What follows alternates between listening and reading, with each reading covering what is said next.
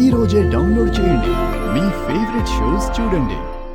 Doctor గారు, మరి ప్రేక్షకులందరికీ కూడా ఈ పాలక్ పన్నీర్ పరాటాని తయారు చేసుకునే విధానం ఏంటో, అది కూడా ఆరోగ్యవంతంగా ఒకసారి చూపిద్దామా? పరోటాలంటే మైదా బాగా ఆయిల్ వేసి మెత్తగా అట్లా పొరల్లా వచ్చేట్టు చేస్తారు పాపం, కానీ ఆరోగ్యానికి మాత్రం చాలా నష్టం.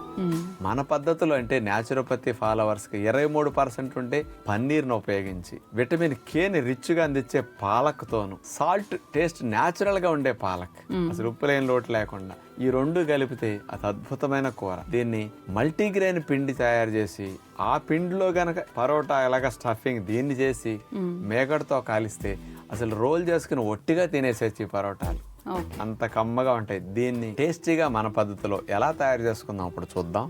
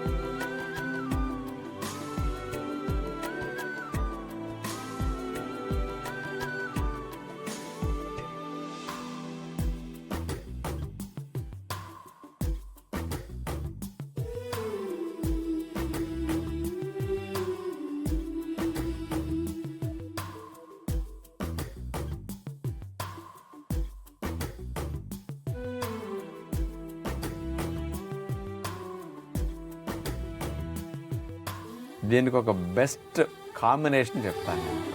ఈ పాలక్ పన్నీర్ పరోటాలను పెట్టుకుని ఒక 3, 2, 4 పక్కనే ఒక మంచి పెద్ద బౌల్లో కమ్మట పెరుగు పెట్టుకోండి.